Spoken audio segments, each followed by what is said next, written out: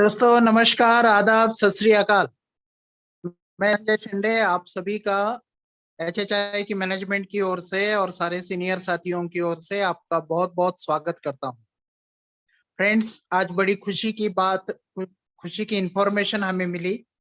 Company level पे अभी company का जूम चैनल्स भी शुरुआत हुआ है और कंपनी चैनल से भी जूम मीटिंग अभी ऑर्गेनाइज हो रही है।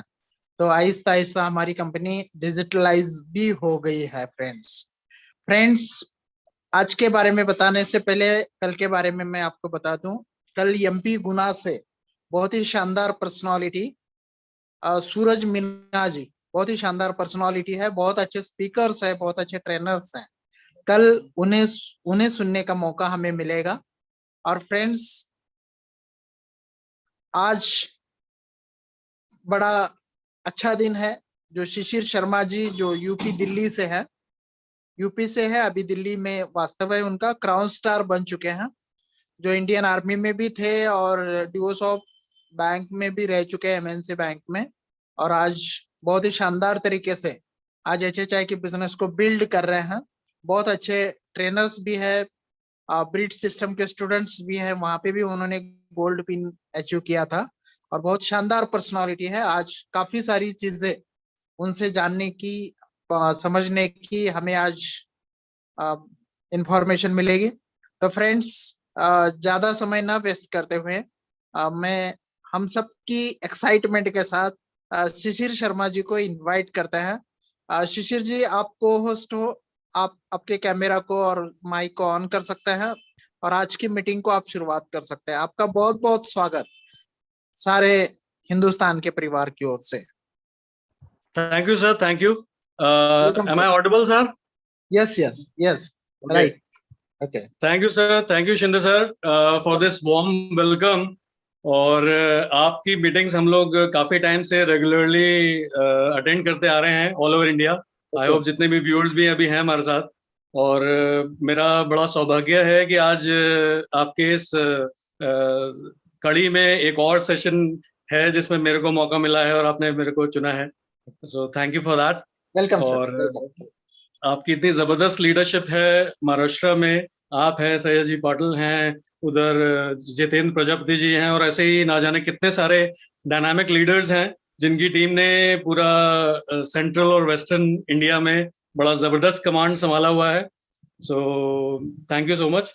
और आज बहुत सारे लोग हैं यहाँ पे जो मेरे को फर्स्ट टाइम सुन रहे होंगे और पहली बार मुझसे मुखातिब हो रहे होंगे, मुझसे इंट्रोड्यूस हो रहे होंगे।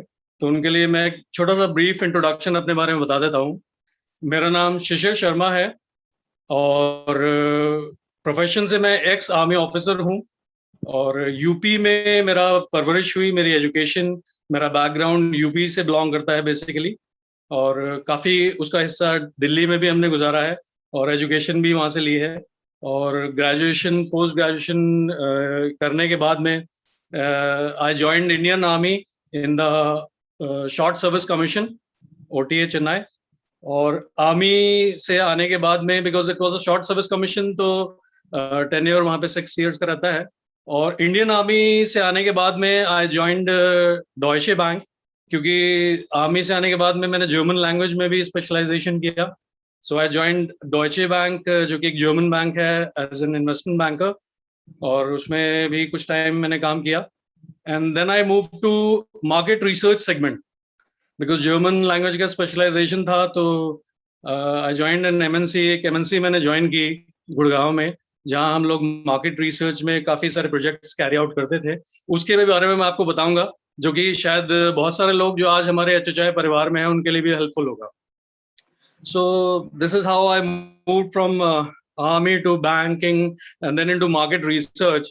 और फिर एक पॉइंट पे देखिए, सबको कहीं ना कहीं लगता है, आई होप जो लोग एम्बिशियस हैं, और बहुत सारे लोग यहाँ पे जितने भी हैं उनमें से ज़्यादातर एम्बिशियस ही हैं। तो जितने भी लोग एम्बिशियस होते हैं उनको लगता है कि भाई अब काफ़ी हमने जॉब कर लिया तो कुछ अपना करते हैं। तो ऐसा ही कुछ ख्याल मेरे भी दिमाग में आया।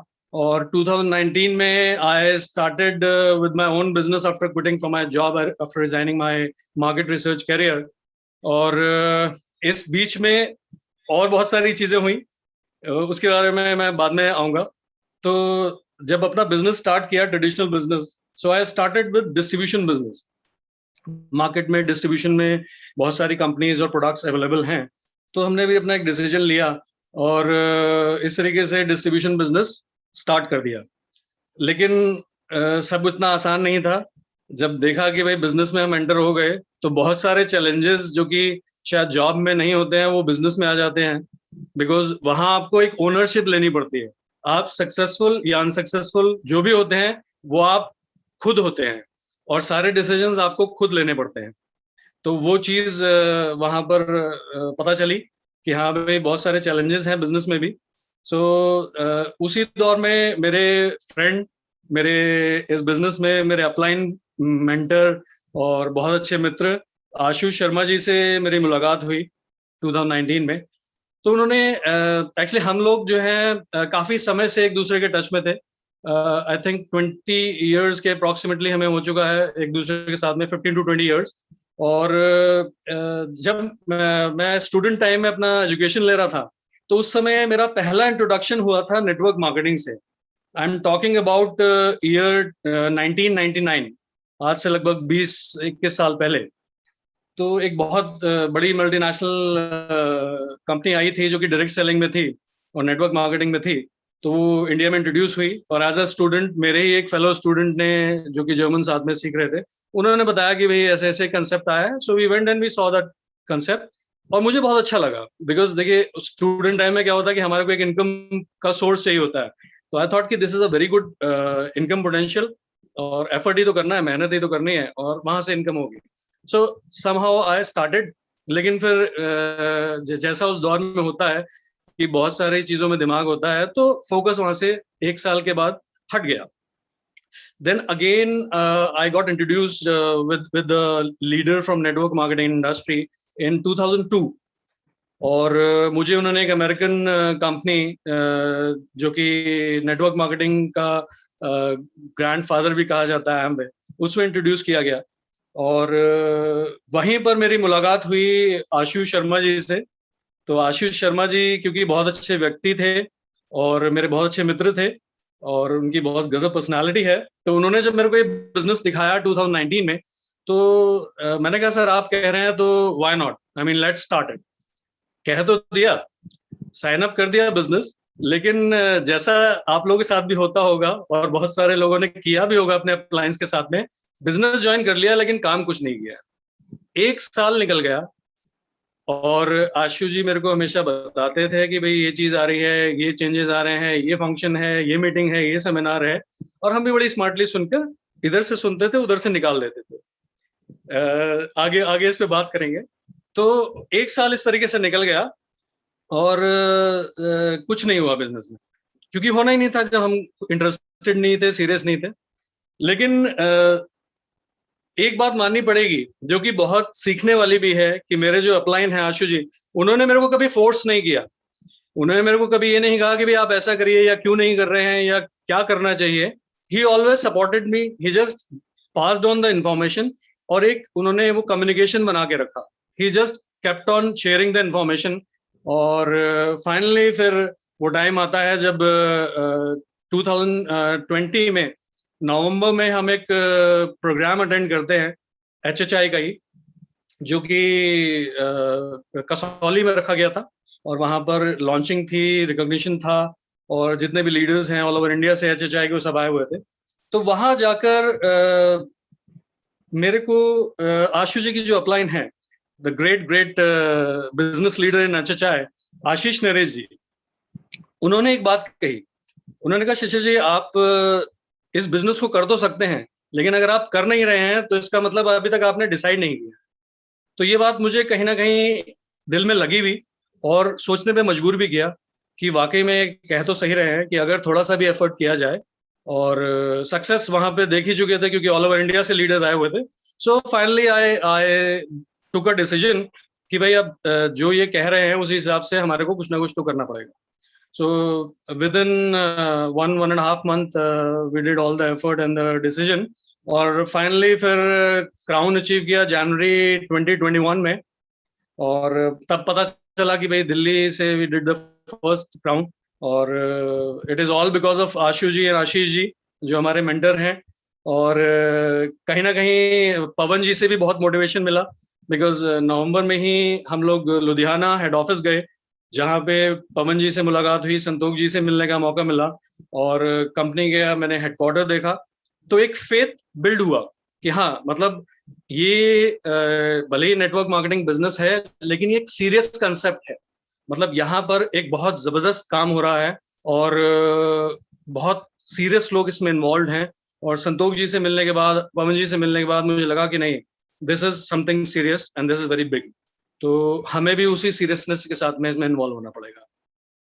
तो वहां जाके फेथ मिला, और फाइनली फिर जनवरी ऑनवर्ड्स जो है, we are very serious in this business, और हमारी टीम में भी काफी लोग जुड़े हैं।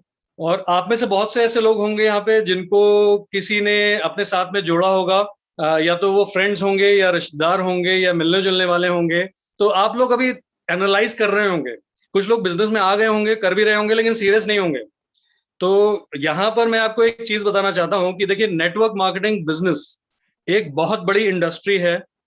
जब तक आपको इस पर फेथ नहीं होगा, जब तक आप डिसीजन नहीं लेंगे, ये बिजनेस आपके लिए कहीं नहीं जाने वाला है। शिंदे सर, मेरे को अनुमति है थोड़ी सी कुछ सख्त बातें करने का? Shinde sir, am I allowed to talk? कुछ कड़वी बातें करने का इजाजत है मुझे? आई होप शायद शिंदे जी तक आवाज पहुंच नहीं रही। कोई प्रॉब्लम। ठीक है, thank you sir, thank you. तो देखिए, आप में आवाज आ बहुत रही से है? लोग होंगे जो बिजनेस Yes, yes.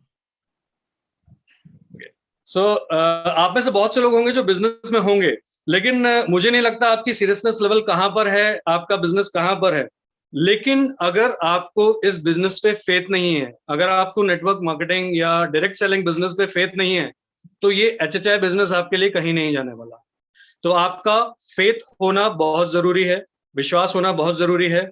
और थोड़ा सा मैं आपको नेटवर्क मार्केटिंग बिजनेस के बारे में एक दो एग्जांपल्स बताता हूं, जिससे शायद एक विश्वास बनेगा बहुत से लोगों में जो अभी नए हैं बिजनेस में या बिल्ड कर रहे हैं, या हो सकता है अपनी सीरियसली नहीं कर रहे। जब हम नेटवर्क मार्केटिंग में इंट्रोड्यूस हुए 2002 में, तो एक लीडर थे जिनके बारे में मैंने सुना और उनके बारे में पढ़ा, उनका वीडियो भी देखा, जॉन सस्टीना।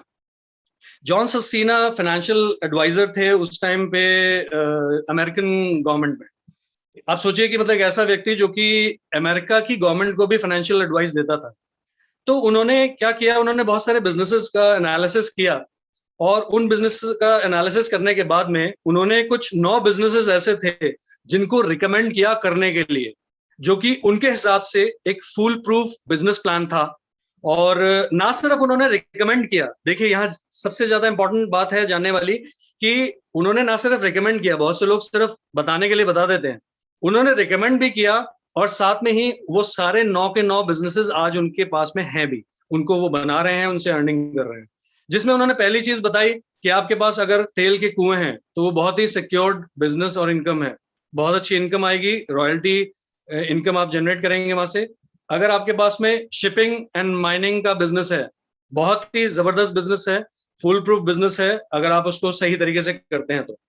उसके अलावा उन्होंने एक और बिजनेस रिकमेंड किया, जिसमें कि उन्होंने बताया कि भाई शिपिंग माइनिंग हो गया आपका, तेल के कुएं हो गए, और उसके अलावा उन्होंने बताया कि आप अगर नेटवर्क मार्केटिंग करते हैं, आप सोचिए कि 9 बिजनेसेस जो उन्होंने वर्ल्ड के अंदर से सिलेक्ट करके बताए, उनमें उन्होंने बताया कि आप नेटवर्क मार्केटिंग अगर बिजनेस करते हैं तो ये भी एक बहुत सिक्योर बिजनेस हो सकता है, बहुत लॉन्ग टर्म बिजनेस हो सकता है, और बहुत ही रिवॉर्डिंग बिजनेस हो सकता है अगर आप इसको सीरियसली बिल्ड करते हैं तो आज वो इस बिजनेस में है भी, नेटवर्किंग बिजनेस में। आई एम नॉट सेइंग कि वो एचएचआई में है, लेकिन डायरेक्ट सेलिंग में है। तो आप सोचिए कि एक व्यक्ति जो कि अमेरिकन गवर्नमेंट को फाइनेंशियल एडवाइस देता है, वो खुद नेटवर्क बिजनेस भी बिल्ड कर रहा है, जबकि उसके पास में तेल के कुएं भी हैं, शिपिंग बिजनेस भी है, क्योंकि उसने इस बिजनेस को ऐसा बिजनेस बताया जिससे आप लाइफ लॉन्ग रॉयल्टी एंजॉय कर सकते हैं। और नेटवर्क मार्केटिंग का अगर हम पोटेंशियल देखें तो इंडिया में आने वाले 5 सालों में, जो पवन जी भी अपनी सेशंस में बार बार बताते हैं, आपके लीडर्स भी बताते होंगे, आपने न्यूज़पेपर्स में, टेलीविजन में और इंटरनेट पे भी देखा होगा कि नेटवर्क मार्केटिंग का इतना जबरदस्त पोटेंशियल है कि आने वाले टाइम में ये 65,000 करोड़ का इंडस्ट्री इंडिया के अंदर होने वाली है। तो आप सोचिए कि जैसा आज टाइम चल रहा है, सब लोग को पता है कि अभी कोरोना का टाइम है, ठीक है। अगर हम लास्ट ईयर की बात करें, 2020 जब से कोरोना स्टार्ट हुआ, लगभग 17 करोड़ से ज्यादा लोग जॉबलेस हो गए। आप सोचिए कितनी बड़ी पॉपुलेशन है, 17 करोड़ लोग, 130 करोड़ लोग में से 17 करोड़ लोग जॉबलेस हो गए, या उनकी इनकम्स डाउन हो गई, डिमिनिश हो गई, उनकी इनकम्स कम हो गई, चाहे वो जॉब में थे या बिजनेस में थे या किसी भी चीज में थे। उनकी बिजनेसेस इनकम डाउन हो गई, उनकी जॉब इनकम्स डाउन हो गई या जॉब चली गई। आप समझ रहे हैं? और आपके पास एक ऐसा बिजनेस है नेटवर्किंग बिजनेस के थ्रू, एचएचआई के थ्रू आज इंडिया के अंदर, जिससे आप उनको एक अपॉर्चुनिटी दे सकते हैं एक बहुत अच्छी सिक्योर्ड इनकम लेने के लिए। साथ ही साथ इसकी ब्यूटी देखिए कि इस बिजनेस में कोई इन्वेस्टमेंट नहीं है, फ्री रजिस्ट्रेशन होता है। एक्टिवेशन के लिए आपको एक छोटी सी किट मिलती है, जिसमें आप चाहे 600 से स्टार्टिंग करें, चाहे 1650 से करें, 1750 से करें, या आप 3000 से करें, 5500 से करें। आपके पास मल्टीपल ऑप्शंस हैं कि आप किसी भी बिजनेस किट से किसी भी नए व्यक्ति को बिजनेस के अंदर ला सकते हैं। अगर आज की डेट में आप सीरियस नहीं है नेटवर्क मार्केटिंग बिजनेस को लेकर, तो डेफिनेटली और लोग जो सीरियस हैं वो आपके उन प्रोस्पेक्ट्स को साइन अप कर लेंगे जिनको आप कर सकते थे, जिनकी वजह से आपका करोड़ों का, अरबों का बिजनेस बन सकता था आने वाले टाइम में। So my friends, be very serious. Networking business को आप बहुत सीरियसली लीजिए, डायरेक्ट सेलिंग को बहुत सीरियसली लीजिए, क्योंकि इस बिजनेस में बहुत पोटेंशियल है। आप सोचिए इतनी बड़ी बड़ी इंडस्ट्रीज, हमारे बिजनेस की अगर हम बात करें एचएचआई की, आज की डेट में सिर्फ हमें 6 साल हुए हैं मार्केट के अंदर। 6 साल में आप देखिए कि हमने 600 प्रोडक्ट्स क्रिएट कर दिए। मेरी नजर में, मैं मार्केट रिसर्च में रहा हूँ 6 साल, मैं आपको पहले मैंने बताया था 6 साल में मार्केट रिसर्च में रहा। मैंने आज तक कोई कंपनी नहीं देखी जो कि इस तरीके से 600 प्रोडक्ट एक साथ लेकर आती है। एक एक प्रोडक्ट को लॉन्च करने में करोड़ों अरबों रुपए की इन्वेस्टमेंट हो जाती है। एक I was into pharma research also. आप जानेंगे कि एक दवाई को लॉन्च करने में 1000 करोड़ यूएस डॉलर्स की इन्वेस्टमेंट होती है एक सिंगल ड्रग को लॉन्च करने में। और आप सोचिए कि हमारे पास 600 प्रोडक्ट हैं इंडिया के अंदर। आज की डेट में हम लोग बहुत सारी नामी कंपनीज जो बहुत टाइम से एस्टेब्लिश्ड हैं, हम उनसे बड़ी कंपनी हो चुके हैं। हमारे साथ में आज 18 लाख से ज्यादा डिस्ट्रीब्यूटर्स हैं ऑल ओवर इंडिया हमारी टीम में जो काम कर रहे हैं। आप भी अपनी टीम में लोगों को ला सकते हैं। और नेटवर्क मार्केटिंग के इसी पोटेंशियल को मैं आपको बताना चाहता था, सो दैट एक सीरियसनेस आपके दिमाग में आए। अब हम थोड़ा सा आगे चलते हैं। अगर हम बात करें नेटवर्क मार्केटिंग की, तो हम इसको कंपेयर कर सकते हैं जैसे कि सेब का पेड़, ठीक है। आप लोगों ने, बहुत से लोग होता है कि वो सोचते हैं कि अरे भाई पैसा तो लगा नहीं नेटवर्क मार्केटिंग में, एचएचआई में जुड़ने के लिए, और छोटी सी हमने किट ली जिसमें हमें प्रोडक्ट मिल गए 1600 की या 1700 की या 2000 3000 व्हाटएवर। तो लोग सीरियस नहीं हो पाते। सीरियस क्यों नहीं होते? क्योंकि उनको इसका पोटेंशियल आगे पता ही नहीं होता है कि हम अगर एफर्ट करेंगे तो क्या होने वाला है। तो इसको आप समझिए सेब की तरह से। आप में से जितने भी लोग हैं, अगर एक सेब के पेड़ को देखेंगे तो आपको पता चल जाएगा कि भाई सेब पे लगभग कितने जो है पेड़ के ऊपर कितने लगभग सेब होंगे, ठीक है।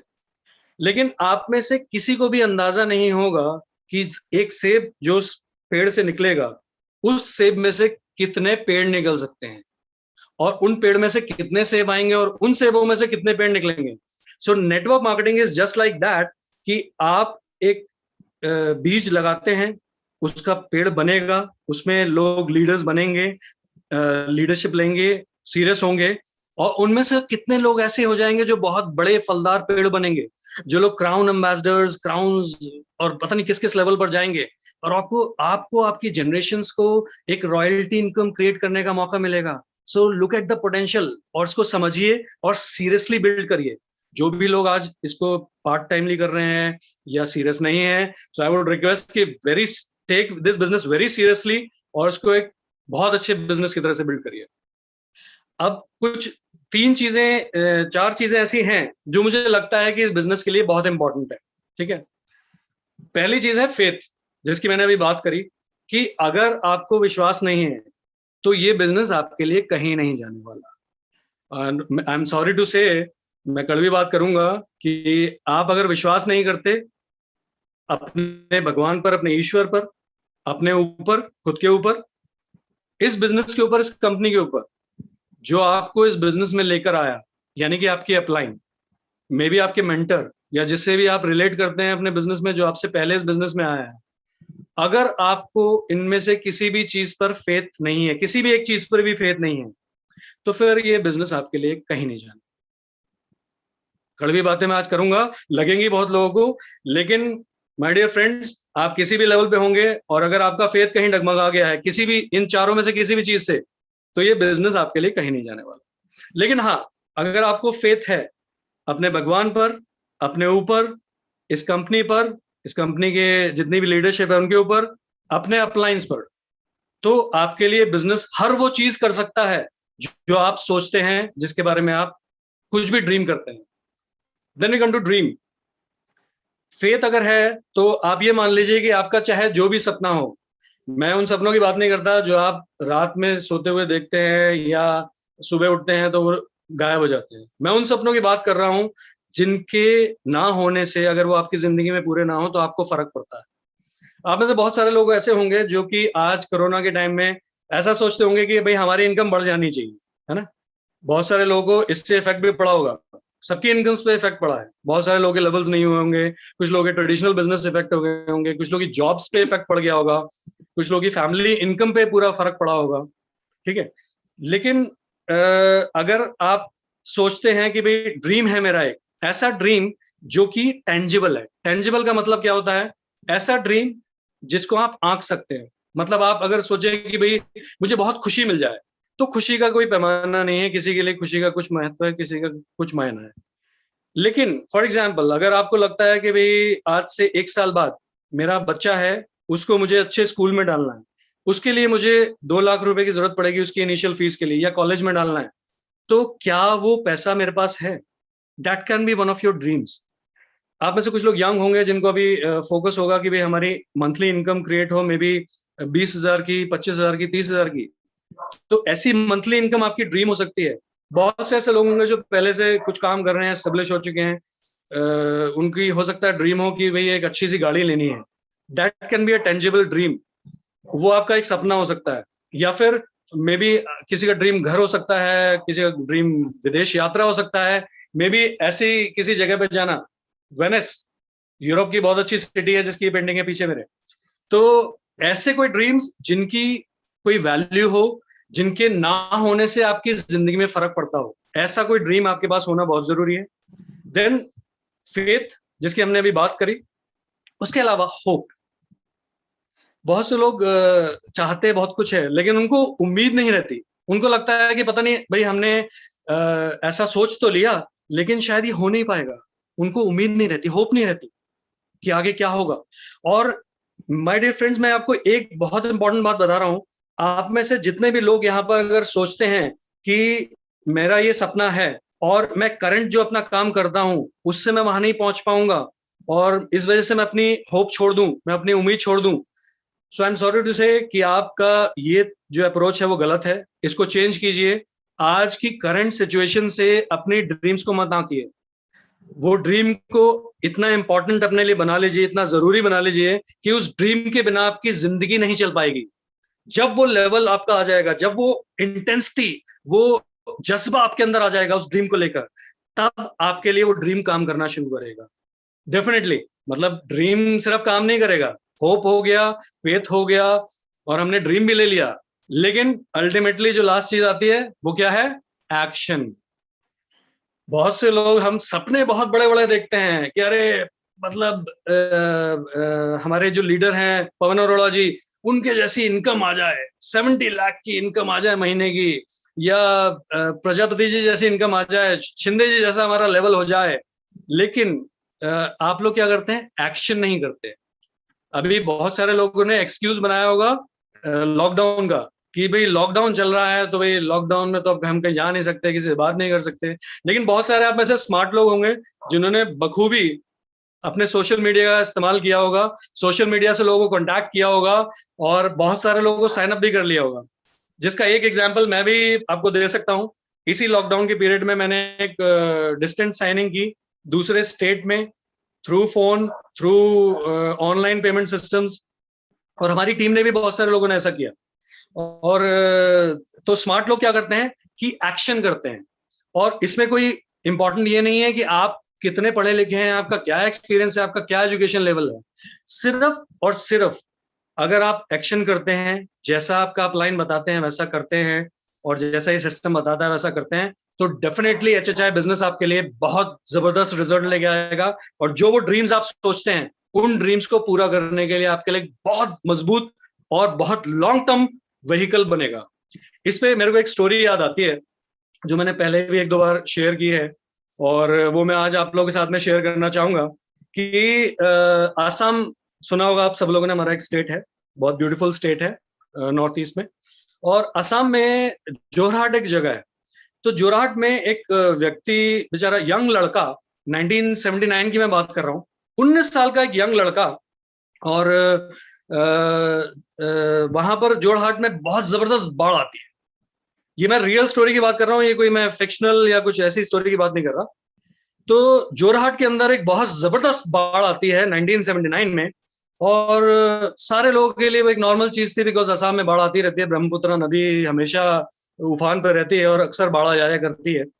तो एक लड़का 19 साल का, उसने क्या देखा कि जब बाढ़ का पानी उतर जाता है तो बहुत सारे सांप वहां पे मरे पड़े हैं, बहुत सारे सांप, जगह जगह उसको सांप ही सांप दिखाई देते हैं। बड़ा परेशान होता है वो, बड़ा परेशान होता है वो, अपने फैमिली से, अपने दोस्तों से पूछता है, जानने वालों से पूछता है कि भाई यार इतने सारे ये जो सांप हैं मर गए, और पानी यहाँ पे इतना चढ़ा था और ये सब मर गए, इनको बचा नहीं पाए, तो ये क्या हुआ, क्या वजह थी, ये बाढ़ क्यों आती है हमारे यहाँ? तो उसको किसी व्यक्ति ने, सज्जन व्यक्ति ने बताया कि भाई ये तो इसलिए आती है क्योंकि हमारे यहाँ पे पेड़ नहीं है। पेड़ जब होते हैं तो क्या करते हैं कि बाढ़ आने नहीं देते और मिट्टी को बहने नहीं देते, और सांप वाप या और चीजें जो होती हैं, जानवर जीव जंतु होते हैं, वो उस पर चढ़ जाते हैं, बच सकते हैं। उसको ये बात दिल में घर कर गई। उसने क्या किया, जैसा कि नॉर्मल एक बेचारा यंग लड़का कर सकता था, उसने कुछ लोगों से अपने आसपास में बात करी कि भाई हम लोग क्यों ना पेड़ लगाएं। सबने उसको दुत्कार दिया। उसने कहा भाई नहीं, क्या बेवकूफी की बात है, तुम अपना काम करो और तुम कहाँ चक्कर में पड़ रहे हो। लेकिन फिर भी उसको उस एपिसोड ने इतना ज्यादा डिस्टर्ब किया था, वो नहीं माना। उसने क्या किया, फॉरेस्ट डिपार्टमेंट के पास में गया, जो लोकल वहां का फॉरेस्ट डिपार्टमेंट था। उन्होंने वहां पे जाके उसने उन ऑफिसर से बात की, उनको बोला कि भाई सर हमारी मदद कीजिए और यहाँ पे कुछ पेड़ लगाते हैं। बोले अरे कोई फायदा नहीं है, कुछ नहीं होगा, वो बेकार मिट्टी है, चिकनी मिट्टी है, वहां पे कुछ नहीं हो पाएगा, और कोई पेड़ नहीं उग पाएगा वहां पे। उन्होंने भी उसको झिटक दिया, मना कर दिया। बेचारा थोड़ा सा होपलेस हुआ, लेकिन फिर उसने एनर्जी गेन की। उसने क्या किया, उसके पास में डेयरी का छोटा सा बिजनेस था, दो चार गाय भैंसे थी। उसने उसके साथ साथ में सुबह वो काम करता, उसके बाद जो है अपना दिन का टाइम वहां जाता नदी के किनारे, और एक एक करके पेड़ लगाना शुरू किया। ऐसा करते करते करते करते करते करते 30 साल, 30 साल तक वो व्यक्ति, 2010 तक, आप सोचिए 2009-10 तक वो व्यक्ति ये करता चला गया, करता चला गया, करता चला गया। उसने किसी से नहीं पूछा, उसने किसी की बात नहीं मानी कि भाई ऐसा नहीं हो सकता, लेकिन वो पेड़ लगाता चला गया, पौधे लगाता चला गया, लगाता चला गया, लगाता चला गया। 30 साल के बाद क्या हुआ, एक वहां पर व्यक्ति आता है जिसका नाम था जीतू। जीतू एक वाइल्ड लाइफ फोटोग्राफर था। तो जीतू वहां पे देखता है कि अरे ये पहले तो यहाँ पे जंगल नहीं था, ये जंगल कहाँ से आ गया। तो गया वो अंदर, जाके उसने जो है लोगों से आसपास से पूछा, तो उन्होंने बताया कि ऐसे ऐसे एक व्यक्ति है जिसका नाम हमारे है जादव प्यांग। तो वो यहाँ पर ऐसे पौधे लगाता है और धीरे धीरे ये जंगल बन गया। उसको बड़ा अच्छा लगा, उसने कहा ये तो बड़ी इंटरेस्टिंग बात है। अंदर गया वो, जाकर उससे मिला और उससे पूछा, तो वाकई में उसको विश्वास हुआ कि अरे हाँ, मतलब ये तो ऐसा ही हुआ है। और इस तरीके से उस व्यक्ति ने, आप सोचिए 30 साल के अंदर वो जो फॉरेस्ट बनाया था, जीतू प्यांग की मदद से उसकी स्टोरी वहां के एक लोकल न्यूज़पेपर में छपी। लोकल न्यूज़पेपर से वो स्टोरी धीरे धीरे सोशल मीडिया पे फैली, सोशल मीडिया से वो स्टोरी धीरे धीरे इंटरनेशनल लेवल पे फैली, और आज आप मानेंगे उस यंग लड़के जादव प्यांग की स्टोरी अमेरिका के इकोलॉजी के कॉलेजेस में एज एन एग्जाम्पल पढ़ाई जाती है। आप सोचिए, उस व्यक्ति ने फेथ रखा अपने ऊपर, अपने उस ईश्वर पर, उसने होप रखा, उसने उम्मीद रखी। उसको कितने लोगों ने मना कर दिया कि कुछ भी आप कर लो, कुछ नहीं होने वाला है, ये मिट्टी खराब है, ऐसा नहीं हो सकता, अकेले क्या कर लोगे। लेकिन वो नहीं माना और क्या करता रहा, सिर्फ एक्शन एक्शन एक्शन और एक्शन। और आज उसकी स्टोरी मैं आपके साथ शेयर कर रहा हूँ। आप में से बहुत से लोग जाके गूगल भी कर सकते हैं, और अमेरिका के कॉलेजेस में उस लड़के की स्टोरी पढ़ाई जाती है, और बाद में उसको पद्मश्री भी मिला, और आज वो हमारा एक नेशनल हीरो है। This is very motivating story, और मुझे बहुत इंट्रीगिंग और बड़ी इंटरेस्टिंग लगी। That's why I shared with you, and I hope कि आप में से बहुत सारे लोगों को इस एग्जांपल से एक प्रेरणा मिलेगी, एक इंस्पिरेशन मिलेगी कि अगर हम एचएचआई बिजनेस में कभी से भी हैं, कुछ भी कर रहे हैं, लेकिन बस एक्शन एक्शन एक्शन एक्शन करते रहिए, तो हर वो रिजल्ट आएगा जो इस प्लान में बताया जाता है, जो आपके अपलाइंस बताते हैं, जो आपके लीडर्स बताते हैं, जो पवन जी बताते हैं, जो संतोष जी बताते हैं। हर वो चीज इस बिजनेस से आपको मिलेगी और आपके ड्रीम्स जरूर पूरे होंगे। The only thing is faith and action. ठीक है, तो एक्शन की बात कर ली हमने, सब कुछ कर लिया। अब एक मैं और बड़ा इंटरेस्टिंग आपको एग्जांपल बताता हूँ। जब पवन जी से मेरी पहली मुलाकात हुई, तो पवन अरोड़ा जी ने ऑफिस में हम गए थे वहां पे लुधियाना, तो पवन जी ने कहा कि भाई देखिए, आप तो बड़े एजुकेटेड व्यक्ति हैं और ऐसा है वैसा है, आपका एक्सपीरियंस भी है, और मैं तो जस्ट 8 पास था। अगर मैं इस बिजनेस को इतना सक्सेसफुली कर सकता हूँ, तो आप तो डेफिनेटली कर सकते हैं। लेकिन मुझे कहीं ना कहीं एक बात समझ में आई कि इस बिजनेस को, एचएचआई बिजनेस को बिना पढ़े लिखे लोग कर सकते हैं, डेफिनेटली कर सकते हैं। वो हमने एग्जाम्पल बहुत सारे देखे हैं, लेकिन पढ़े लिखे लोग भी कर सकते हैं। मैं लगा रहा हूं भी कर सकते हैं, क्योंकि जब हम एजुकेटेड हो जाते हैं, जब हम पढ़ लिख जाते हैं, तो हमारे दिमाग में बहुत सारे क्वेश्चन मार्क्स आ जाते हैं, बहुत सारे ब्लॉक्स आ जाते हैं। हमें लगता है अरे ये चीज नहीं हो सकती, ये चीज नहीं हो सकती, हमें तो ये कंसेप्ट पता है, हमारे तो दिमाग में ये सोच है, और ये कुछ और बता रहे हैं, नहीं ऐसा नहीं हो सकता। तो माय डियर फ्रेंड्स, अगर आप लोग बहुत एजुकेटेड हैं, पोस्ट ग्रेजुएट, ग्रेजुएट हैं मेरी तरीके से, अगर आप लोग कहीं भी स्पेशलाइजेशन कर रहे हैं, डॉक्टर्स, इंजीनियर्स, लॉयर्स हैं, इवन बहुत बड़े बिजनेसमैन हैं, इंडस्ट्रियलिस्ट भी हैं, या पॉलिटिशियन भी हैं, तो मैं आपको एक बात बता दूं कि आप भी ये बिजनेस कर सकते हैं, और ये उतना ही सक्सेसफुली आपके लिए भी काम कर सकता है जितना कि और लोगों के लिए किया है, या बिना पढ़े लिखे लोगों के लिए किया है। ठीक है, और इस पे भी एक, चलिए एक स्टोरी मैं आपको बताता हूँ। एक स्टोरी है, बहुत ही शॉर्ट में मैं इस पे जाऊंगा। हुआ क्या कि यूरोप में जहाज की हिस्ट्री है, पानी के जहाज बनाते थे वो लोग। तो वहां पे क्या हुआ कि एक कंपनी ने एक जहाज बनाया, बहुत बढ़िया जहाज बनाया, बहुत पैसा लगाया, और बड़े जबरदस्त तरीके से उसको बिल्ड किया, और उन्होंने सोचा था कि भाई माल वाहक जहाज रहेगा, हमारे को इनकम्स देगा। तो हुआ क्या कि जब वो जहाज बन के तैयार हुआ, तो उस जहाज में जब स्टार्ट करने के लिए गए, तो जहाज स्टार्ट ही नहीं हुआ। अब सब परेशान कि भाई इतना पैसा लगा दिया, इतना टाइम लगा दिया, और कुछ भी नहीं हो रहा, और जहाज चल ही नहीं रहा, और हम कैसे करेंगे, क्या होगा, नुकसान हो जाएगा।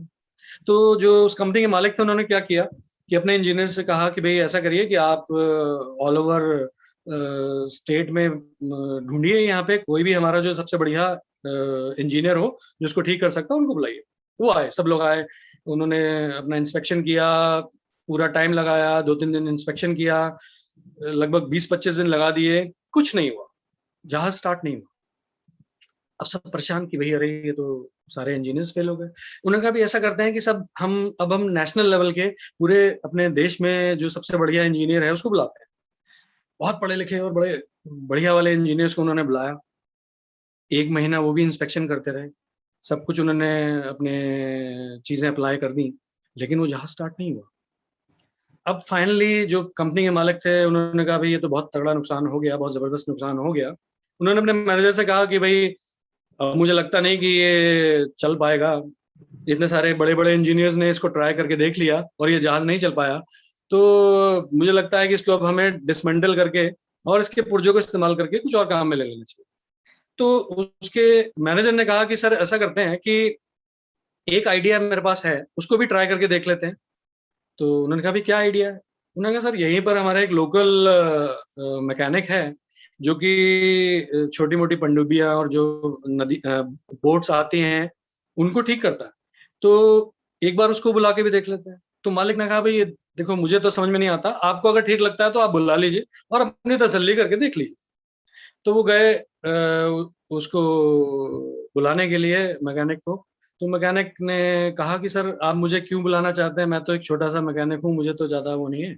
लेकिन उसके चर्चे बहुत थे, बहुत पॉपुलर था और उसके काम से जितने भी नाविक थे, छोटे छोटे बोट्स वाले थे, वो बहुत ज्यादा सेटिस्फाइड थे। और वो इस बात के लिए फेमस था कि वो बहुत जल्दी नुक्स को, किसी भी चीज को कोई अगर प्रॉब्लम होती है उसको पहचान लेता है। तो उसने कहा मैनेजर ने कि भाई ठीक है आप हमारे साथ चलिए और चल के एक बार देख लीजिए। उसने कहा ठीक है चलिए मैं चल के देख लेता हूँ। वो गया, उसने 2 घंटे ऊपर नीचे अंदर जाके सारा मशीनरी है वो सब उसका देखा। पहली बार उसने इतना बड़ा जहाज देखा था। फिर फाइनली एक जगह आकर उसने क्या किया, एक हथौड़ा था उसके पास। उसने 2-3 जगह कुछ चीजें हिलाई और एक जगह आके बड़ा जबरदस्त हथौड़ा मारा। और जैसे ही उसने हथौड़ा मारा उसने कहा कि अब स्टार्ट करके देखिए। एंड उनके आश्चर्य का ठिकाना नहीं रहा कि उसके हथौड़ा मारते ही वो जहाज स्टार्ट हो गया। अब सब परेशान, ये क्या हुआ। खैर वो अपना काम करके चला गया।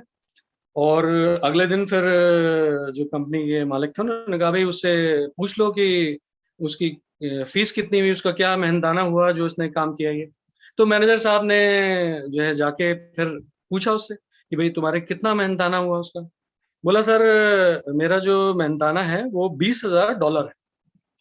अब वो बड़े परेशान, बोले भाई एक हथौड़ा इसने हमारे सामने मारा और उसके लिए $20,000 ले रहा है। खैर मुस्कुराए वो और जो है चले गए। तो मालिक के पास गए, उन्होंने कहा भाई $20,000। बोले $20,000 इतनी बड़ी कीमत। बोले ठीक है तो आप ऐसा करिए उसको बोलिए कि बिल बना के भेज दे कि उसने इसमें क्या किया है। खैर वो वापस गए मैनेजर साहब ने जाके उनसे पूछा कि भाई ऐसे ऐसे हमारे जो ओनर है उन्होंने बिल बनाने को कहा है। उसने बिल बनाया और बिल उनके हाथ में दे दिया। वो फिर वापस लेके गए और अपने मालिक को दिखाया। तो मालिक भी मुस्कुराए, उन्होंने कहा भाई ठीक है इनको पे कर दीजिए। और इस तरीके से उसको पेमेंट भी हो गई और फाइनली उनको वहां पर अपने यहाँ उन्होंने नौकरी पे भी रख लिया। अब बहुत सारे लोग सोच रहे होंगे कि अरे भाई ये $20,000 तो दे दिए, लेकिन उस बिल में ऐसा था क्या। तो माय डियर फ्रेंड्स एक बात बताऊं मैं आपको, उस बिल में उसने लिखा था कि $19,990 इस बात के हैं कि हथौड़ा किस जगह मारना है और $10 उस हथौड़े मारने के हैं जो कि कोई भी मार सकता। तो कहने का मतलब क्या है, स्टोरी से हमें क्या पता चलता है कि कुछ नहीं पता इस बिजनेस में आपके कौन व्यक्ति कहाँ कैसे क्या कर जाएगा। आपको कई बार ऐसा लगता है कि अरे भाई कोई एजुकेटेड है या कम एजुकेटेड है या कैसा भी है, आप हर किसी को बिजनेस बताइए। कुछ नहीं पता कि किसका ड्रीम कितना बड़ा है और कौन कितना महारथी है। ये तभी पता चलेगा जब आप उसको प्लान दिखाएंगे, वो आपके साथ बिजनेस में आएगा और एक्टिविटी करेगा। सो बिना किसी को प्रीजज किए हुए आप हर किसी को प्लान दिखाइए, बिजनेस दिखाइए, प्रोडक्ट्स दिखाइए और इस बिजनेस में इंट्रोड्यूस कीजिए। प्रोडक्ट्स की जहां बात आती है तो प्रोडक्ट्स मेरा एक बहुत इंपॉर्टेंट विषय है जिससे मुझे बड़ा रिलेशन मेरा है। और सच मानिए कि मेरा HHI में आने की एक बहुत बड़ी वजह HHI की दालें थी। पहली बार हमने आशु जी के यहाँ जो मेरे अपलाइन है उनके यहाँ जब हमने HHI की अपनी अरहर की दाल खाई तो वो दाल इतनी जबरदस्त लगी कि उसको खाने के बाद ये डिसीजन ले लिया कि भाई प्रोडक्ट तो बहुत बढ़िया है और इस बिजनेस को हम बहुत अच्छे से कर सकते हैं क्योंकि प्रोडक्ट्स में दम है।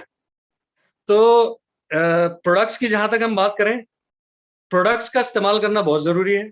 आप में से बहुत सारे लोग ऐसे होंगे जो बिजनेस में आ गए हैं, साइनिंग किट आपने ले ली है, ज्वाइनिंग किट, लेकिन रेगुलर प्रोडक्ट का इस्तेमाल नहीं होता है।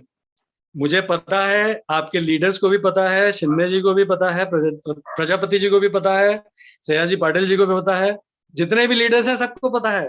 बहुत सारे लोग बिजनेस में हैं, बातें बड़ी बड़ी करते हैं लेकिन प्रोडक्ट्स इस्तेमाल नहीं करते। तो फ्रेंड्स, अगर आप सुबह उठकर अपना टीथ क्योर और डी डेंटे पेस्ट नहीं करते हैं तो भी ये बिजनेस कहीं नहीं जाने वाला। Because action with products.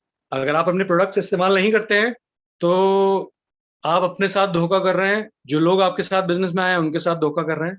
तो प्लीज 100% प्रोडक्ट यूज पर आ जाइए, प्लान शेयर कीजिए लोगों के साथ में, लोगों के साथ में अपने कंसेप्ट को शेयर कीजिए, उनको प्रोडक्ट्स शेयर कीजिए। शेयर मैं क्यों कह रहा हूँ, क्योंकि अभी मैं एक बहुत बड़ी एग्जांपल आपको बताता हूँ अपनी टीम से, और आई होप कि शायद इस सेशन में भी हमारे साथ वो होंगे।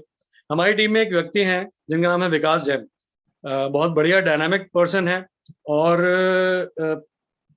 अभी कुछ दिनों पहले क्या हुआ कि उनका फोकस पूरा पूरा राशन के प्रोडक्ट्स पे था। हमारे एचएचआई में बड़े अच्छे जबरदस्त राशन के प्रोडक्ट्स हैं, दालें हैं, मसाले हैं, और पापड़, अचार, मुरब्बे, इस टाइप की चीजें हैं। तो राशन पे बहुत जबरदस्त फोकस था। और आप सबको पता है कि भाई राशन पे थोड़े से पीवी बिजनेस वॉल्यूम कम है। तो मैंने उनसे कहा कि भाई आप ऐसा क्यों नहीं करते कि जो बिल्कुल बेसिक नीड्स के प्रोडक्ट हैं उन पे भी थोड़ा सा फोकस कीजिए। तो मैंने कहा जैन साहब आप ऐसा करिए कि टीथ क्योर पे थोड़ा सा बात करके देखिए लोगों से। अच्छा, बात करने में उनको कोई झिझक नहीं थी, तो उन्होंने जाके कुछ लोगों से बात करी, और आप यकीन मानेंगे कि विद इन 2 डेज वो 25 टीथ क्योर के पैक्स का ऑर्डर लेकर आ गए। ना सिर्फ टीथ क्योर का लेकर आए, साथ में गोलगप्पे के पैक्स का भी ऑर्डर लेकर आ गए। तो आप समझिए कि आप ऐसी ऐसी चीजों से बिजनेस बिल्ड कर सकते हैं जो आपकी रोजमर्रा की जरूरत में है। और आपने अगर ये बेसिक प्रोडक्ट्स जो हमारे रोजमर्रा की जरूरत की एचएचआई की हैं किसी के साथ भी इंट्रोड्यूस की, आई एम डेड श्योर कि आपको रिजल्ट आएगा ही आएगा। इतनी जबरदस्त प्रोडक्ट्स हैं। पता नहीं आप में से कितने लोगों ने टीथ क्योर यूज किया है। अगर आपने टीथ क्योर यूज करना शुरू कर दिया तो डेफिनेटली आप कोई और पेस्ट या कोई और चीज नहीं कर सकते। आपने अगर डी डेंटे किसी को दे दिया तो उसके रिजल्ट से आप खुद भी एक्साइटेड होंगे, आप जिन लोगों को देंगे वो भी आपको बहुत दुआएं देंगे, वो भी आपको बोलेंगे कि आपने कितनी बढ़िया प्रोडक्ट दी। साथ ही हमारे इतने सारे अभी हेल्थ के सप्लीमेंट्स हैं, कोरोना का टाइम चल रहा है, so why not share with people. अरे भाई, लोग कोरोना से आप देख रहे हैं कि सब लोग इतना हेल्थ अपनी लूज कर रहे हैं, कितने लोग जा चुके हैं हमारे आसपास में, यंग, एजेड, किसी भी एज ग्रुप के लोग। तो आप प्लीज जो हमारे हेल्थ सप्लीमेंट्स हैं उनको लोगों के साथ में शेयर कीजिए। जबरदस्त प्रोडक्ट्स हैं हमारे पास में, उनके पीछे जबरदस्त रिसर्च है, बहुत मेहनत है संतोष जी की, पवन जी की, और जितने भी हमारे लोग लगे हुए हैं इन प्रोडक्ट के रिसर्च और डेवलपमेंट में। तो आप उन प्रोडक्ट्स के बारे में जानकारी लीजिए, उनके बारे में इंफॉर्मेशन शेयर कीजिए लोगों के साथ में, प्रोडक्ट्स दिखाइए। सबसे पहले प्रोडक्ट्स लीजिए, आपके पास प्रोडक्ट्स होंगे, लोगों के साथ शेयर करेंगे, आप देखिए आपके बिजनेस को कोई रोक ही नहीं सकता, कोई नहीं रोक सकता, क्योंकि प्रोडक्ट्स इस बिजनेस की रीढ़ की हड्डी है। दूसरा चीज कि हम बात करते हैं प्रोडक्ट्स की, हम बात करते हैं प्लान की। बहुत से लोग जो है सोचते हैं कि भाई अपलाइन आएगी, प्लान दिखाएगी, लोगों को साइन अप करेगी और फिर उनके लिए ही काम करेगी, हम बैठकर एंजॉय करेंगे। तो प्लीज ये गलती मत करिए। अभी पीछे आशीष जी से मेरी बात हो रही थी, आशीष नरेश जी से, उन्होंने एक बहुत इंपॉर्टेंट बात कही, ओनरशिप। आपको अपने बिजनेस की, जहां से आपका बिजनेस स्टार्ट हुआ है, जहां से आपने अपना नंबर लिया है एचएचआई बिजनेस का, उस बिजनेस के नंबर के बाद से जितना भी बिजनेस ऊपर जाएगा या नीचे जाएगा, उसकी सारी जिम्मेदारी आपकी खुद की होगी। अगर आप ओनरशिप नहीं लेंगे, अपने बिजनेस की जिम्मेदारी नहीं लेंगे, प्लान्स दिखाने के लिए रिस्पॉन्सिबिलिटी नहीं लेंगे, प्लान दिखाना शुरू नहीं करेंगे, प्रोडक्ट शेयर नहीं करेंगे, प्रोडक्ट की नॉलेज नहीं लेंगे, तो friends again I am saying कि आपका एचएचआई बिजनेस कहीं नहीं जाने वाला है। शिंदे जी, मैं कड़वी बातें कर रहा हूँ लेकिन ये बहुत जरूरी है सर, क्योंकि हमने देखा है लोग बिजनेस में आ जाते हैं। कोई बात नहीं सर, कोई बात नहीं, कोई बात नहीं। Okay, thank you, thank you. तो लोग बिजनेस में आ जाते हैं लेकिन बिजनेस में आने के बाद उनके बिजनेस चलते नहीं हैं या आगे बढ़ते नहीं हैं, फिर हर किसी को दोष दिया जाता है, ब्लेम गेम शुरू होता है या नेगेटिव हो जाते हैं। सो नेक्स्ट पॉइंट इज कि आपके अंदर नेगेटिविटी कभी ना आए, तो आप अपने अपलाइन के साथ में हर अपने बिजनेस गोल को, अपने ड्रीम को डिस्कस कीजिए। अपलाइन में कौन? Active growing upline. क्योंकि हो सकता है आपको किसी ने बिजनेस में इंट्रोड्यूस किया हो, वो खुद ही एक्टिव नहीं है या कुछ नहीं कर रहे हैं, डोंट वरी, किसी से कंप्लेंट मत करिए, कोई बुराई मत करिए, कुछ मत करिए, बिकॉज उससे कुछ होने वाला नहीं है। जो भी आपको अपने अपलाइंस में एक्टिव ग्रोइंग अपलाइन लगता है, जिससे आप रिलेट करते हैं, उनसे बात कीजिए, उनसे मिलिए, उनके साथ में अपने ड्रीम्स गोल्स डिस्कस कीजिए और उनसे पूछिए सर क्या करना है, कैसे करना है, मैडम कैसे करना है, क्या करना है। वो आपको पूरी तरीके से हेल्प करेंगे। बिकॉज इस बिजनेस में अगर कोई आपको सक्सेस की ऊंचाइयों तक लेके जा सकता है तो वो आपका अपलाइन है। उनको रिस्पेक्ट दीजिए, उनको रिगार्ड दीजिए, इट इज वेरी इंपॉर्टेंट। और अपलाइंस की काउंसलिंग में रेगुलर रहिए। रोज हमारी मीटिंग्स होती हैं, सेमिनार्स होते हैं, चीजें होती हैं। एक पॉइंट अपने गांठ बांध लीजिए, नोट कर लीजिए कि रोज आना आपको अपने अपलाइन से जिससे भी आप रिलेट करते हैं उनसे दिन में एक बार, चाहे 2 मिनट के लिए बात करें, उनसे बात जरूर करनी है। ठीक है। और जो लोग ये काम करेंगे, आई एम डेड श्योर कि वो लोग सक्सेसफुल होंगे, उनके ड्रीम्स भी पूरे होंगे, वो क्राउन एम्बेसडर्स भी जाएंगे, डेफिनेटली जाएंगे। ये मैं एक्सपीरियंस से बता रहा हूँ। और मैं मतलब मेरे अपलाइन जो है आशीष शर्मा जी या आशीष नरेश जी, मैं उनको कंटिन्यूअसली डिस्टर्ब करता रहता हूँ, बार बार कॉल करता हूँ, परेशान करता हूँ। कुछ भी मेरे दिमाग में रात में भी आ जाता है, मैं उनको कॉल कर देता हूँ। मैंने उनसे पूछ रखा है डेफिनेटली कि सर कितने बजे तक कॉल कर सकते हैं, and I give them a call and I ask them कि सर बताइए, ये दिमाग में क्वेश्चन है, ये क्वेरी है, बताइए क्या करना है। तो अपना जो लेवल है ना, आपका जो अचीवमेंट किया है अभी तक आपने, अगर कुछ कर भी लिया है, चाहे आप स्टार हैं, गोल्ड हैं, प्लैटिनम है, एमरल्ड है, डायमंड है, कुछ भी है, क्राउन भी है, क्राउन एम्बेसडर भी हो गए, तो भी उस पिन के ऊपर बैठ मत जाइए, अपने अपलाइंस के टच में रहिए। क्योंकि आपके अपलाइन डेफिनेटली बिजनेस में आपसे पहले हैं, आपसे कुछ चीजें वो फालतू जानते हैं, ज्यादा जानते हैं। कहीं ऐसी सिचुएशन आपके बिजनेस में कभी भी आ सकती है, आप किसी भी लेवल पे हैं, जिसके लिए हो सकता है कि उनका बेटर एक्सपीरियंस है, वो आपको अच्छी तरीके से बता सकते हैं कि क्या करना है, and they can help you कि किस तरीके से आप इस प्रॉब्लम से निकल के इस सिचुएशन से निकल के आ सकते हैं और अपने बिजनेस को अच्छी तरीके से ग्रो कर सकते हैं। और स्टेबल बिजनेस मेरा जो लास्ट पॉइंट है जिसके ऊपर मैं बात करना चाहता हूँ, स्टेबल बिजनेस। क्योंकि देखिए बहुत सारे आप में से लोग ऐसे होंगे जो कहीं ना कहीं जॉब कर रहे हैं, बिजनेस कर रहे हैं, या इसको फुल टाइम कर रहे हैं। आप सब लोग चाहते हैं कि भाई हमारा जो भी ये काम हम HHI का कर रहे हैं, इसको हम सक्सेसफुली करें, बहुत अच्छी ऊंचाइयों पर लेकर जाएं, लेकिन शायद ऊंचाइयों पर जा नहीं पाता। फिर हमें लगता है कि पता नहीं शायद कंपनी में प्रॉब्लम है, अपलाइन में प्रॉब्लम है, प्रोडक्ट्स में प्रॉब्लम है, क्या है। ऐसा कुछ नहीं है माय डियर फ्रेंड्स। कंपनी बहुत जबरदस्त है, कंपनी की लीडरशिप बहुत अच्छी है, चाहे तो संतोष जी हों, चाहे उपल जी हों, चाहे वो पवन अरोड़ा जी हों, या कोई भी हो, सब लोग बहुत अच्छे हैं। आपके अपलाइंस बहुत जबरदस्त हैं, आप बेस्ट टीम में हैं। जिस भी टीम में हैं आप समझिए आप बेस्ट टीम के अंदर हैं। और प्रोडक्ट्स बहुत बढ़िया है, सारे प्रोडक्ट्स ऐसे हैं जो कि ट्रेडिशनल मार्केट से कंपेरेबल हैं प्राइस में। मैं नेटवर्क मार्केटिंग की बात नहीं कर रहा हूँ, डायरेक्ट सेलिंग की बात नहीं कर रहा हूँ। डायरेक्ट सेलिंग की कंपनीज तो हमारे प्रोडक्ट्स के प्राइस में और क्वालिटी में कहीं मैच ही नहीं करती है। हमारे कंपनी के प्रोडक्ट्स इवन ट्रेडिशनल मार्केट में जो बेस्ट से बेस्ट प्रोडक्ट्स हैं उनसे कंपेरेबल हैं। कंपनीज का वैसे हम नाम नहीं लेते हैं, लेकिन एक दो एग्जांपल मैं जरूर देना चाहूंगा कि टाटा का नमक है 21 रुपए का आता है, हमारा नमक कितने का है, 17 रुपए का।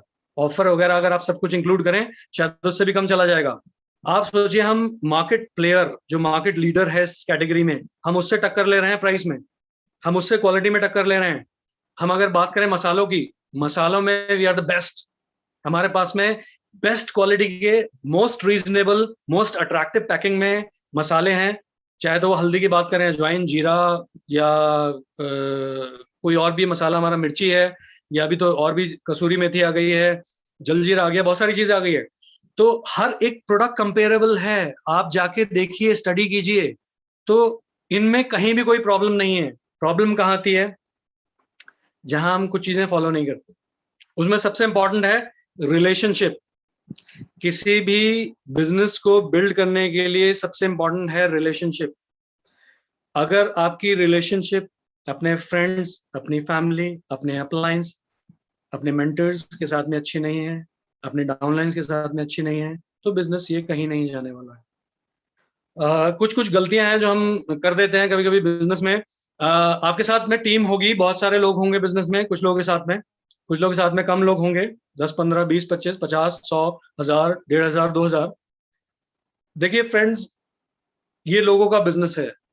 हर इंसान अपने खुद के लिए बहुत इंपॉर्टेंट है, हमें ये बात याद रखनी है।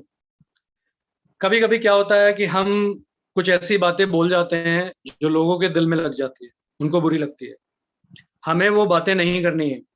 ऐसी कोई भी बात जिससे आपको लगता है कि सामने वाले को दिल में ठेस पहुंच सकती है, बुरा लग सकता है, हमें वो बात नहीं करनी।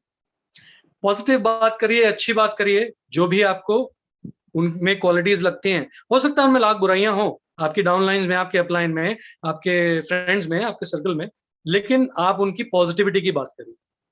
एंड माइंड यू, आप ये करना शुरू कीजिए अगर अभी तक नहीं करते हैं, आपको 1 हफ्ते के अंदर रिजल्ट्स आने शुरू हो जाएंगे। जिससे आप मिलें, आपको उनमें जो चीज अच्छी लगती है उसके बारे में बात करिए। आप अपनी रिलेशनशिप उनके साथ में स्ट्रांग करने की कोशिश कीजिए। आपके चाहे अपलाइंस हो, आपके डाउनलाइंस हो। कभी कभी क्या होता है कि हम इस बिजनेस में प्रोडक्ट्स देके आते हैं, कुछ डाउनलाइंस को देते हैं, कुछ अमाउंट्स का इश्यू हो जाता है।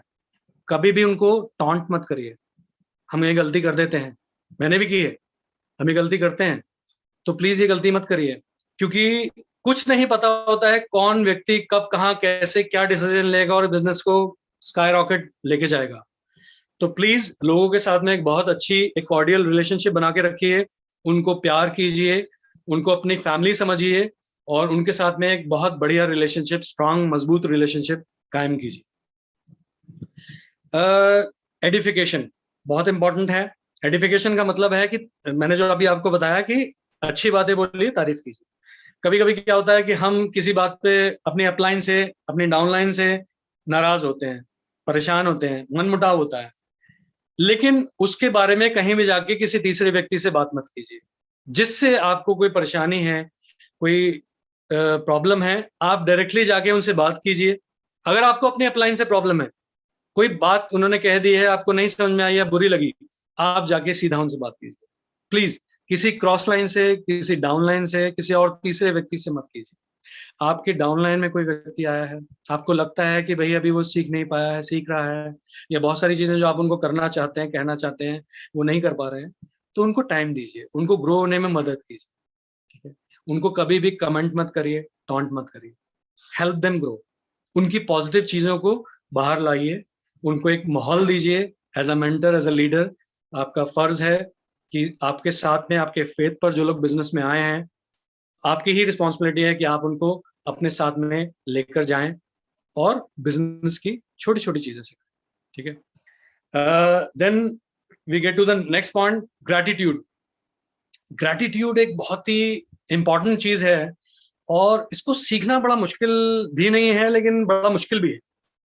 क्योंकि होता क्या है कि देखिए, हम हमेशा, हर व्यक्ति थोड़ा सेल्फ सेंटर्ड होता है, सेल्फिश होता है, अपने बारे में सोचता है, और हमें अक्सर ऐसा लगता है कि शायद हम जो कह रहे हैं वो ही सही है ना। ये सबके साथ होता है, मेरे साथ भी है, सबके साथ होता है।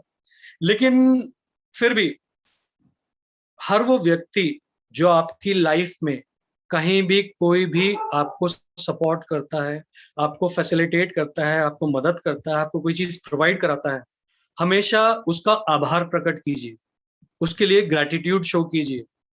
ग्रैटिट्यूड का मतलब है आभार। जब आप ऐसा करेंगे तो आप देखेंगे कि धीरे धीरे आपके आसपास के लोग आपको पसंद करने लगेंगे। उसकी वजह सिर्फ ये होती है कि हर आदमी चाहता है कि जो वो काम कर रहा है उसके लिए कोई तो उसको प्रेज करे, कोई तो उसको बोले कि हाँ भाई आपने ये अच्छा काम किया।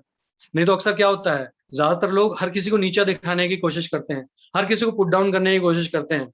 इसमें मैं एक बहुत छोटा सा एक एग्जाम्पल देता हूँ। आर्मी बैकग्राउंड से हूँ तो आर्मी का एग्जाम्पल देता हूँ।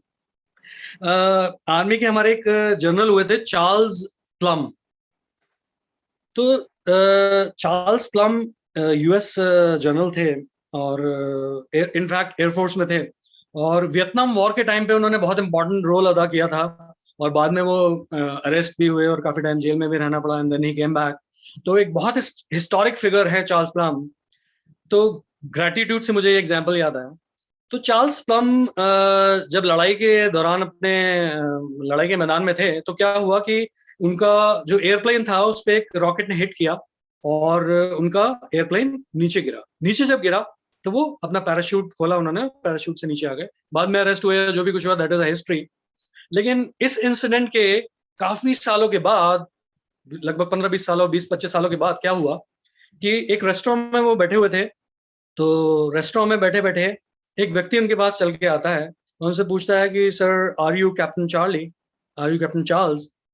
तो उसकी तरफ वो देखते हैं और बोलते हैं कि हाँ मैं कैप्टन चार्ल्स हूँ, आप कौन? बोले सर मैं वही व्यक्ति हूँ जिसने आपका वो पैराशूट बांधा था, जिसकी वजह से आप, जब आपका प्लेन क्रैश हुआ, आप बच गए। आप जानते हैं चार्ल्स प्लम ने क्या किया? वो उठे अपनी टेबल से, उन्होंने उस व्यक्ति को गले लगाया, उसका शुक्रिया अदा किया और उससे बोला कि धन्यवाद, आपकी वजह से आज मैं यहाँ पे जीवित खड़ा। तो वो लेवल ऑफ ग्रेटिट्यूड हमारा होना चाहिए और हमेशा हमें आभार प्रकट करना चाहिए हर उस व्यक्ति का जो हमारी टीम में है, चाहे वो डाउनलाइन है, चाहे वो नया व्यक्ति आया है, चाहे वो बिजनेस में नहीं भी आया, या चाहे आपके आसपास में जो लोग आपको सपोर्ट करते हैं, चाहे वो आपके रोजमर्रा की साफ सफाई का काम करते हो, आपके यहाँ गाड़ी चलाते हो, या आपके मित्र हो, या आपके रिश्तेदार हो, या जो भी आपके आसपास में है सपोर्टिव है, be gratitude, show your gratitude to those people.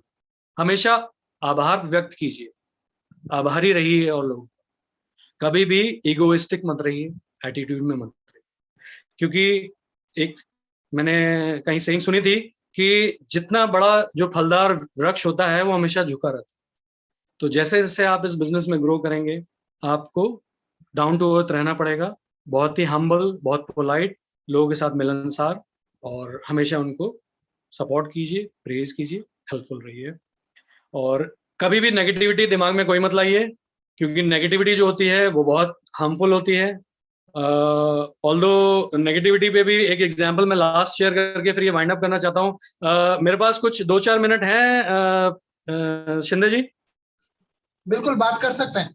ठीक है, तो देखिए नेगेटिविटी पे मैं एक एग्जांपल देके फिर ये अपना सेशन वाइंड अप करता हूँ, because it's almost 1 hour. Negativity का देखिए कितना भयानक रिजल्ट होता है।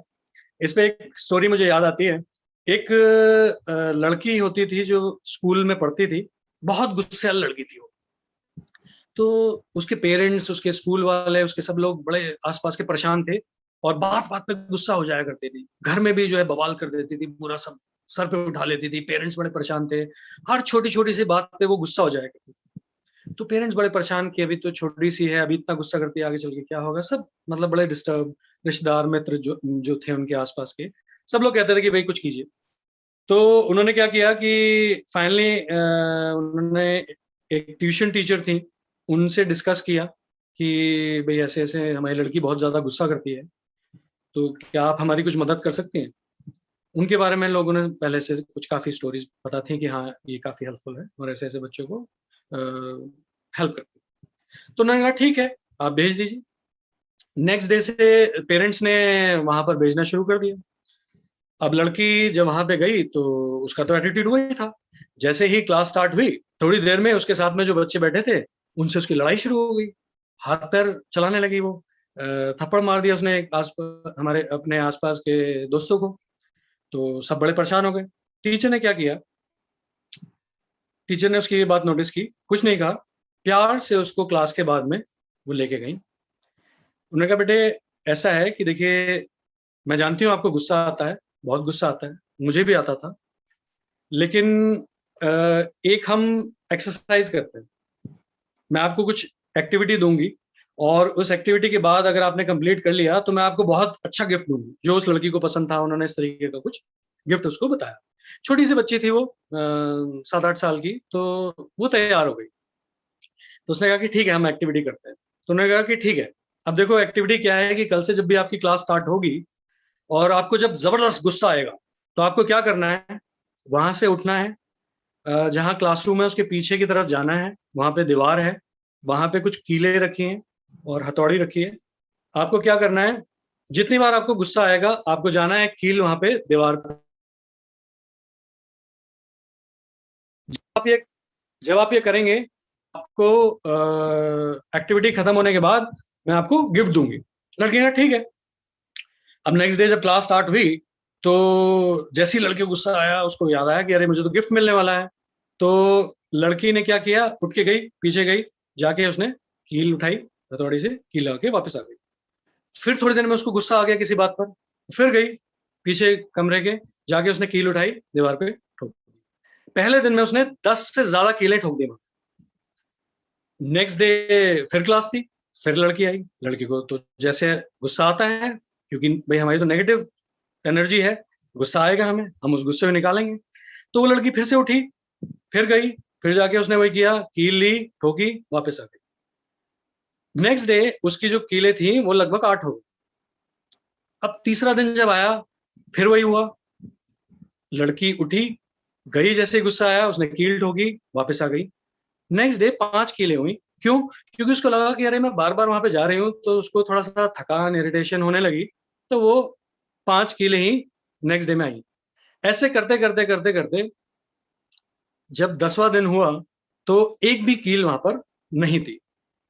तो बड़ी खुश होके वो टीचर के पास गई, बोली कि टीचर मैंने जो है वहां पे आज एक भी कील नहीं ली। टीचर बोली बहुत बढ़िया बात है, बहुत अच्छा है।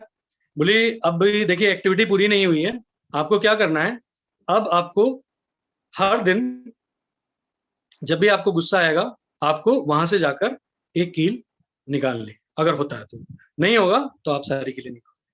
ठीक है, उसने ऐसे ही किया। नेक्स्ट डे उसे थोड़ा सा गुस्सा आया, तो उसने 1-2 कील निकाल दी जाके। फिर उससे नेक्स्ट डे उसका कंट्रोल रहा। ऐसे करते करते 3-4-5 दिनों में उसने सारी कीलें वहां से निकाल दी। टीचर ने क्या किया, जब वो एक्टिविटी खत्म हुई, उसको एज प्रॉमिस उसने ले जाकर एक अच्छा सा टॉय उसको गिफ्ट किया और साथ में चॉकलेट्स दी। लड़की बहुत खुश। टीचर ने उससे कहा कि देखो, आज तुम्हारे को एक बहुत अच्छा लेसन मिला है और आई एम वेरी हैप्पी कि आपने अपने ऊपर कंट्रोल कर लिया है, लेकिन ये दीवार की तरफ देखो। उसने दीवार की तरफ दिखाया। बोली क्या दिखाई देता है? बोली सर मैम दीवार दिखाई देती है। बोली नहीं, गौर से देखो क्या दिखाई देता है। उसने कहा मैम वो जो कीले मैंने लगाई थी उसके छेद दिखाई देते। तो फ्रेंड्स, इससे क्या लेसन मिलता है कि हम जब गुस्सा करते हैं और लोगों से हम कुछ रूखी बातें करते हैं, चुभने वाली बातें करते हैं अपने आसपास में, डाउनलाइन से, अपलाइन से, किसी से भी, तो वो उन कीलों के निशान की तरह से होती हैं कि भले ही हम उसके बाद कितनी भी माफी मांग लें, कितना भी हम अपोलोजाइज कर लें, लेकिन उसके निशान कहीं ना कहीं रह जाते हैं। तो with that note, I hope कि जितने भी लोग यहाँ पर हैं वो सभी के सब क्राउन एम्बेसडर जाएंगे और सक्सेसफुली अपने बिजनेस को बिल्ड करेंगे। बट कुछ बातें अगर आपको मेरी बुरी लगी हो तो प्लीज यहीं छोड़ के जाइएगा। जो बातें अच्छी लगी हो उनको अपने साथ ले जाकर इम्प्लीमेंट कीजिएगा, अप्लाई कीजिएगा और सक्सेसफुली बिजनेस बिल्ड कीजिए। आगे आने वाले सेमिनार्स में हम लोग फंक्शन में एक साथ मिलेंगे। With that, thank you so much and thank you Shinde ji for the session and for the time. Thank you Shishir ji. Ashish ji ने आपके बारे में इतनी तारीफ की थी, उससे आप डबल निकल गए। Thank you sir, thank you. It's your wishes. रोम रोम में ब्रिड सिस्टम झलक रहा है। Thank you. Great great. हम आपको बार बार तकलीफ देंगे। Sure sir, sure. क्योंकि आपके नॉलेज की बहुत जरूरत है। Thank you. बहुत अच्छा लगा, आपके हर सेंटेंस को हमने सुना है और टीम ने भी सुना है। बहुत अच्छा रिस्पांस आया है। बहुत बहुत धन्यवाद। क्योंकि एडिफिकेशंस के बारे में जो आपने बात की, ग्रेटिट्यूड के बारे में जो बात की, वाकई मुझे ऐसा, क्योंकि मैं भी ब्रिड सिस्टम का स्टूडेंट हूँ, तो मुझे ऐसा लग रहा था कि एसपी बारिल से सुन रहा हूँ या बड़े लीडर्स को सुन रहा हूँ।